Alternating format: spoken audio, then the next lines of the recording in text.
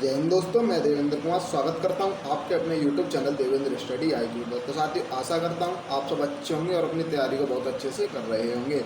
आपकी तैयारी को और बेहतर करने के लिए हम लेकर आ गए हैं आपके लिए यूपी पुलिस 2023 के लिए हिंदी का एक और नया प्रैक्टिस सेट, जो कि आपका बहुत ही ज़बरदस्त, शानदार, बहुत ही बढ़िया प्रैक्टिस सेट रहने वाला है। तो साथियों, ये प्रैक्टिस सेट आपका 7वां है।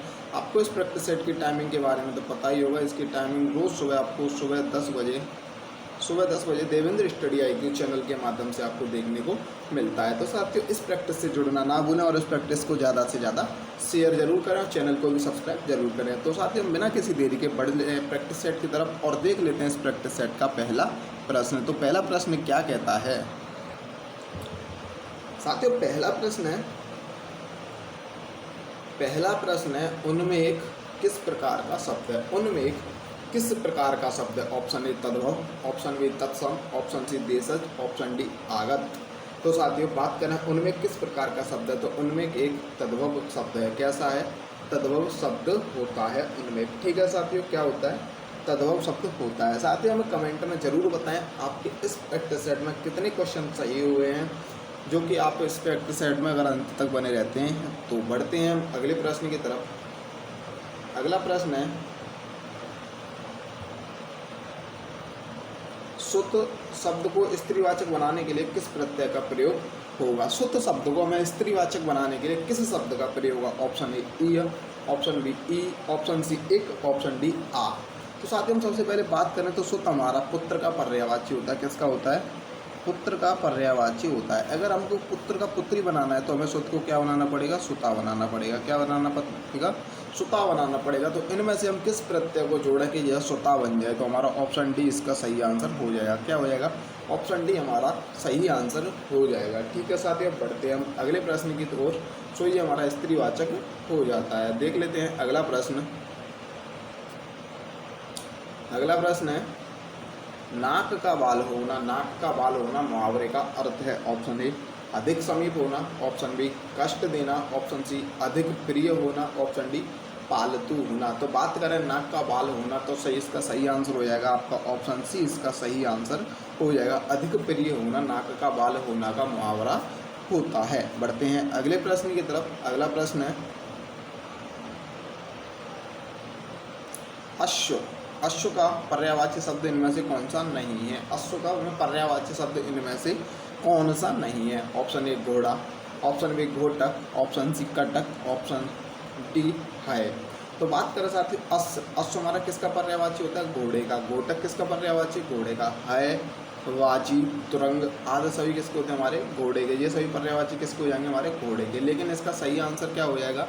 तो इसका सही आंसर हो जाएगा इनमें से हमारा अश्व का पर्यायवाची कौन सा नहीं? तो इसका सही आंसर आपका ऑप्शन सी हो जाएगा। कटक हमारा अश्व का पर्यायवाची नहीं होता है। देख लेते हैं हम अगला प्रश्न। अगला प्रश्न क्या कह रहा है? अगला प्रश्न है साथियों, अगला प्रश्न है, जो एक स्थान पर टिक कर नहीं रहता। जो एक स्थान पर टिक कर नहीं रहता, वाक्य के लिए एक शब्द कौन सा होगा? वाक्य के लिए हमें एक शब्द पहचानना है। ऑप्शन ए अस्थिर, ऑप्शन बी अडिंग, ऑप्शन डी यायावर, ऑप्शन डी गतिशील। तो साथियों, जो एक स्थान पर टिक कर नहीं रहता उसके लिए एक शब्द जो कि बहुत ही अच्छा शब्द क्या रहने वाला है? तो इसके लिए आपका ऑप्शन सी इसका सही आंसर हो जाएगा। यायावर। यायावर क्या होता है? जो सदैव भ्रमण करता रहता है, उसके लिए हम यायावर का प्रयोग करते हैं। जैसे कि कोई भी टिक कर ना रहना या जो सदैव घूमना, ये इसी यायावर का इसका उदाहरण हो जाएगा। पढ़ते हैं अगले प्रश्न की तरफ। अगला प्रश्न है साथियों, बुंदेले हर बोलो के मुँह हमने सुनी कहानी थी, खूब लड़ी मर्दानी व झांसी वाली रानी थी। बुंदेले हर बोलो के मुँह हमने सुनी कहानी थी, खूब लड़ी मर्दानी वह तो झांसी वाली रानी थी। हमें प्रयुक्त पंक्ति की रचयिता बताने हैं। तो आपका option A Makhanlal Chaturvedi, option B Subhadra Kumari Chauhan, option C Sohan Lal Dwivedi, option D Ram Naresh Tripathi. तो बात करें इसके सही आंसर की, तो इसका सही आंसर ऑप्शन बी हो जाएगा। सुभद्रा कुमारी चौहान की ये पंक्ति है। कौन सी? बुंदेलों के हर बोलो सुनी एक कहानी थी। तो साथियों, बात करें इसमें कौन सा रस हो जाएगा? तो इसमें रस कौन सा हो जाएगा? तो इसमें आपका वीर रस का यह उदाहरण हो जाएगा। किसका हो जाएगा? आपका वीर रस का भी यह उदाहरण होता है। बढ़ते हैं अगले प्रश्न की तरफ। अगला प्रश्न है साथियों, समास का अर्थ होता है, समास का अर्थ है, समास का अर्थ है ऑप्शन ए संक्षेप, ऑप्शन बी विच्छेद, ऑप्शन सी विस्तार, ऑप्शन डी नवीन अर्थ। तो बात करें साथियों समास का सही रूप क्या होता है, समास का अर्थ क्या होता है, तो इसका सही आंसर हो जाएगा आपका ऑप्शन ए संक्षेप। क्या होता है समास का अर्थ? संक्षेप होता है। समास होता है किसी भी बड़े शब्द को छोटे रूप में लिखना ही हमारा समास कहलाता है। तो इसके लिए ऑप्शन ए इसका सही आंसर हो जाएगा। पढ़ते हैं अगले प्रश्न की तरफ। तो अगला प्रश्न है, हिंदी दिवस कब मनाया जाता है? हिंदी दिवस मनाया जाता है ऑप्शन ए 14 सितंबर को, ऑप्शन बी 5 सितंबर को, ऑप्शन सी 2 अक्टूबर को, ऑप्शन डी 26 जनवरी को। तो बात करें हमारा हिंदी दिवस कब मनाया जाता है, तो इसका सही आंसर हो जाएगा आपका ऑप्शन ए 14 सितंबर को। कब मनाया जाता है? हमारा 14 सितंबर को हिंदी दिवस मनाया जाता है। जबकि विश्व हिंदी दिवस की बात करें, किसकी? विश्व हिंदी दिवस, विश्व वाला हिंदी दिवस कब मनाया जाता है? तो हमारा 10 जनवरी को मनाया जाता है। कब मनाया जाता है? 10 जनवरी को हमारा विश्व हिंदी दिवस मनाया जाता है। बढ़ते हैं अगले प्रश्न की तरफ। अगर साथ ही हमारा वीडियो अच्छा लगे तो आपको वीडियो लाइक जरूर करें, चैनल को भी सब्सक्राइब करें, बेल आइकन को भी प्रेस कर लें, वीडियो को ज़्यादा से ज़्यादा जरूर शेयर करें। तो साथ ही हमारा अगला प्रश्न है, निम्न में से किस वाक्य में विशेषण का प्रयोग हुआ है?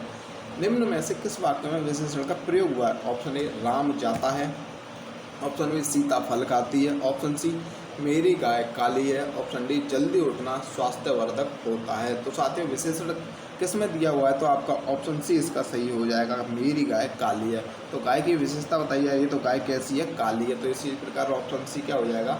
इसका सही आंसर हो जाएगा। बढ़ते हैं अगले प्रश्न की तरफ। अगला प्रश्न है साथियों, निम्न शब्दों में अधिकरण कारक का प्रयोग हुआ है, इनमें से किस शब्द में अधिकरण कारक का प्रयोग हुआ है? ऑप्शन ए वाहनारूढ़, ऑप्शन बी सत्ताधारी, ऑप्शन सी गंगा जल, ऑप्शन डी रेखा चित्र। तो बात करें किस शब्द में अधिकरण का प्रयोग हुआ है, तो इसका सही आंसर हो जाएगा आपका ऑप्शन ए वाहनारूढ़। वाहनारूढ़ में आपका अधिकरण शब्द का प्रयोग हुआ है। वाहनारूढ़ को अगर हम तोड़ें तो किस में टूट जाएगा? ये हमारे वाहन, किस में टूट जाएगा? वाहन पर आरूढ़, वाहन पर आरूढ़। में पर किस में आते साथी? हमारे अधिकरण में आते हैं। तो इसीलिए इसका वाहनारूढ़ सही आंसर हो जाएगा। बढ़ते हैं हमारे अगले प्रश्न की तरफ। अगला प्रश्न साथियों मोस्ट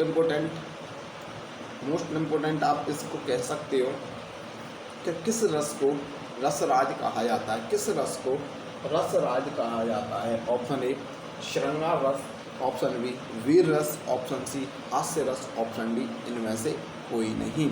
तो बात करें रसराज किसे कहते हैं, तो रसराज हमारे श्रृंगार रस को कहते हैं। किसे कहते हैं? हमारे श्रृंगार रस को हम रसराज कहते हैं। ठीक है साथियों, बात करें श्रृंगार रस के स्थायी भाव की, तो इसका स्थायी भाव रति होता है। क्या होता है? इसका स्थायी भाव रति होता है। और रसों की संख्या की बात करें तो रसों की कुल संख्या हमारी 8 होती है। कितनी होती है? हमारी 8, कुल रसों की संख्या 8 होती है।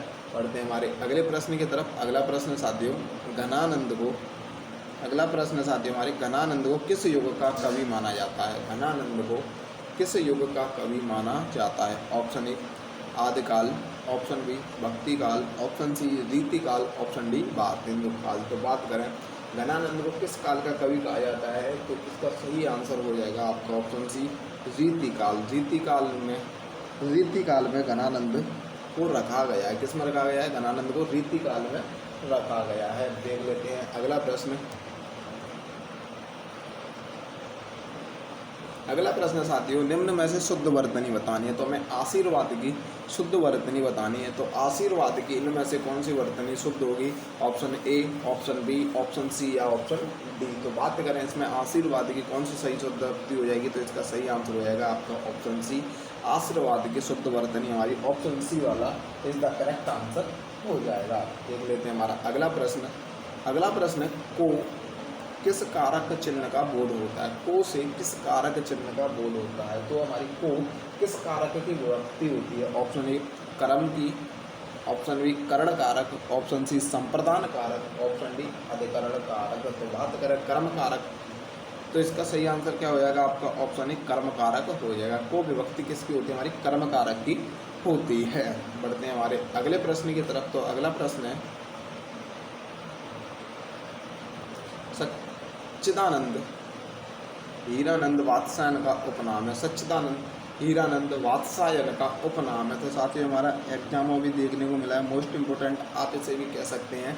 सच्चिदानंद हीरानंद वात्सायन का उपनाम है। Option A Hariaudh, option B Nirala, option C Agyeya, option D Guleri. तो बात करें सच्चिदानंद हीरानंद वात्सायन किसे कहते हैं? अज्ञेय को कहते हैं। किसे कहते हैं? ऑप्शन सी इसका सही आंसर हो जाएगा। किसे कहा जाता है? अज्ञेय को कहा जाता है।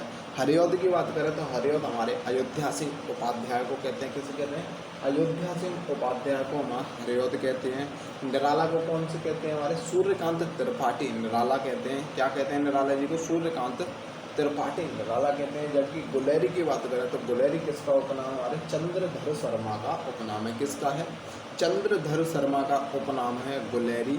अयोध्या सिंह उपाध्याय हमारे हरिऔध का है।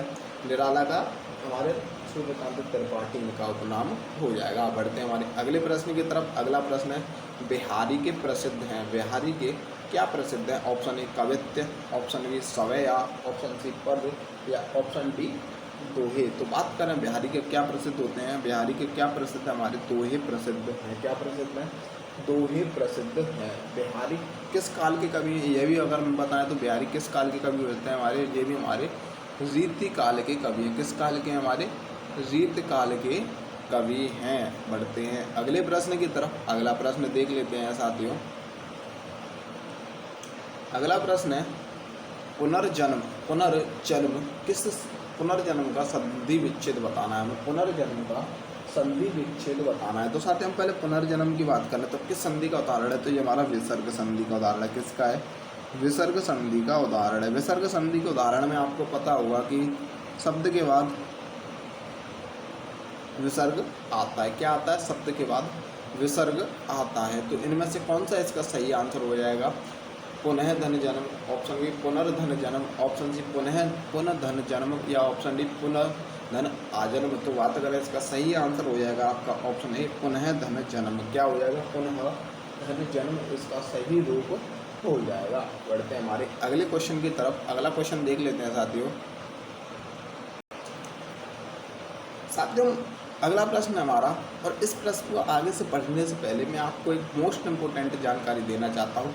अगर आपको किसी भी बुक या किसी भी नोट्स का अगर आपको PDF चाहिए तो आप हमारे टेलीग्राम चैनल और व्हाट्सएप ग्रुप से जुड़ सकते हैं। वहाँ पर आपको सभी प्रकार के PDF और नोट्स प्रोवाइड कराए जाएंगे। तो साथियों और कोई भी आपकी अगर क्वेरी हो तो आप उस ग्रुप में या व्हाट्सएप ग्रुप के माध्यम से हमसे पूछ सकते हैं। तो साथियों बात करें प्रश्न की, तो प्रश्न है हमारा शोक किस रस का स्थायी भाव है? शोक किस रस का स्थायी भाव है? ऑप्शन ए शांत, ऑप्शन बी करुण, ऑप्शन सी हास्य या ऑप्शन डी वीर।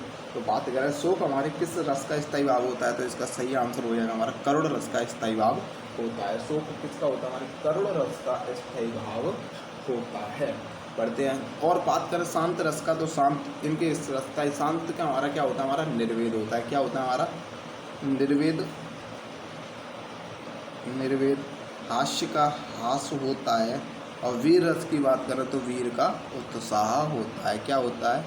उत्साह वीर का होता है। हास्य का हास्य, शांत का निर्वेद, जबकि शोक का करुण रस होता है। बात करते हैं अगले प्रश्न की तरफ बढ़ते हैं। तो अगला प्रश्न देख लेते हैं साथियों। अगला प्रश्न है सूरदास ने किस भाषा में सूरसागर की रचना की? सूरसागर की रचना सूरदास ने किस भाषा में की थी? Option A Awadhi, option B Braj, option C Khari Boli, option D Rajasthani. तो बात करें सूरसागर की रचना सूरदास ने किस भाषा में की थी? तो इसका सही आंसर हो जाएगा आपका ऑप्शन बी ब्रज भाषा में सूरदास ने सूरसागर की रचना की थी। बढ़ते हैं हमारे अगले प्रश्न की तरफ। तो अगला प्रश्न है साथियों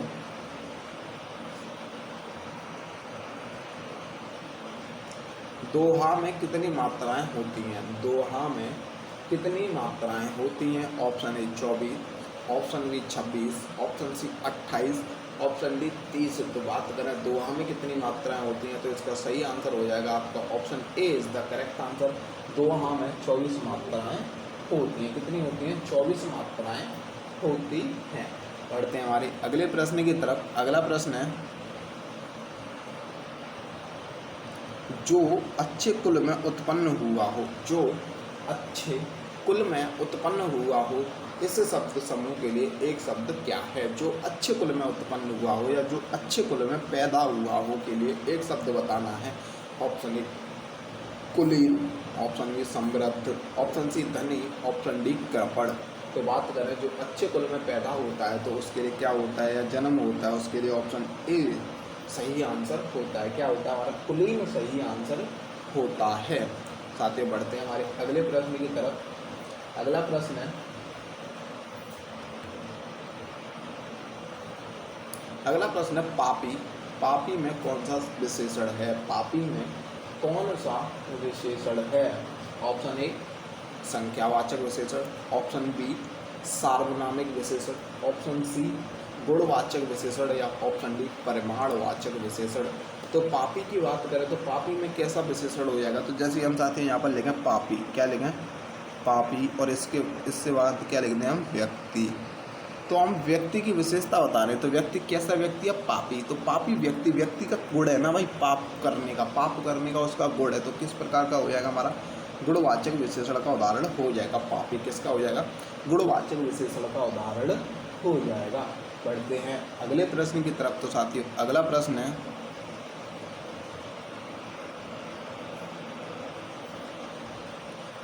अगला प्रश्न साथियों, नवल सुंदर श्याम शरीर की सजल नीरद सी कमल कांति थी। नवल सुंदर श्याम शरीर की सजल नीरद सी कल शांति थी। तो मैं कौन सा अलंकार है? साथियों मैं आपको बता दूं, जब कभी भी आपको किसी भी दोहा या उदाहरण में सम, सा, सी, से आदि शब्द देखने को मिलते हैं, सम, सा, सी, से आदि शब्द देखने को मिलते हैं, वहाँ पर कौन सा अलंकार होता है? हमारा उपमा अलंकार होता है। कौन सा अलंकार होता है? उपमा अलंकार होता है। लेकिन आप पहचान सकते हो जहाँ पर तुलना की जाए, क्या की जाए? तुलना की जाए गुण धर्म के आधार पर, तो वहाँ पर भी हमारा उपमा अलंकार होता है। जैसे कि यहाँ पर नवल में कौन सा आपको उदाहरण दिया गया? सी दिया गया। क्या? सी शब्द आया है, तो इसका सही आंसर क्या हो जाएगा आपका? उपमा अलंकार। ऑप्शन ए इसका करेक्ट आंसर हो जाएगा। बढ़ते हैं हमारे अगले क्वेश्चन की तरफ। अगला प्रश्न है, बीजक किसकी रचना है? बीजक किसकी रचना है? Option A Sur, option B Tulsi, option C Kabir, option D Jayasi. तो बात करें बीजक किसकी रचना है, तो बीजक हमारे कबीरदास जी की रचना है। किसकी है? कबीरदास जी की रचना है। ऑप्शन सी इसका सही आंसर हो जाएगा। जो कि बीजक में हमारे बीजक 3 रचनाओं का संकलन है, जिसमें हमारी कौन कौन सी रचनाएं दी गई हैं? बीजक में 3 प्रकार की रचनाएं कौन कौन सी हैं वो भी साथियों भी बात कर लेते हैं कौन कौन सी हैं। एक तो हमारी साखी है। कौन सी है? साखी, सबद और रमैनी। तो साथ में हमारा बीजक 3 रचनाओं से मिलकर बना हुआ 3 रचनाओं का संकलन है। कौन सा हमारा? बीजक। कौन कौन सी? साखी, सबद और रमैनी। बढ़ते हैं हमारे अगले प्रश्न की तरफ। तो अगला प्रश्न साथियों,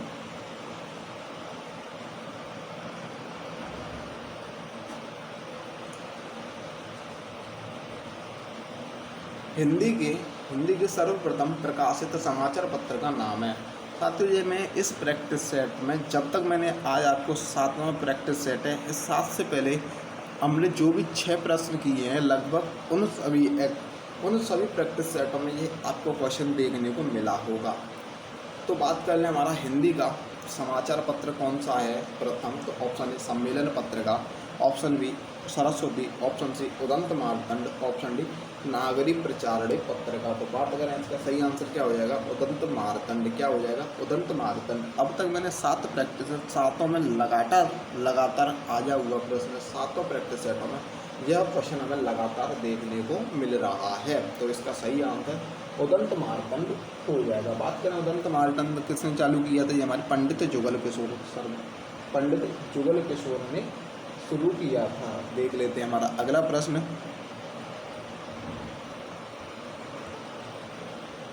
साथियों अगला प्रश्न है कि मुझे किस प्रकार का सर्वनाम है? मुझे किस प्रकार का सर्वनाम है? ऑप्शन ए उत्तम पुरुष, ऑप्शन बी मध्यम पुरुष, ऑप्शन सी अन्य पुरुष या ऑप्शन डी इनमें से कोई नहीं।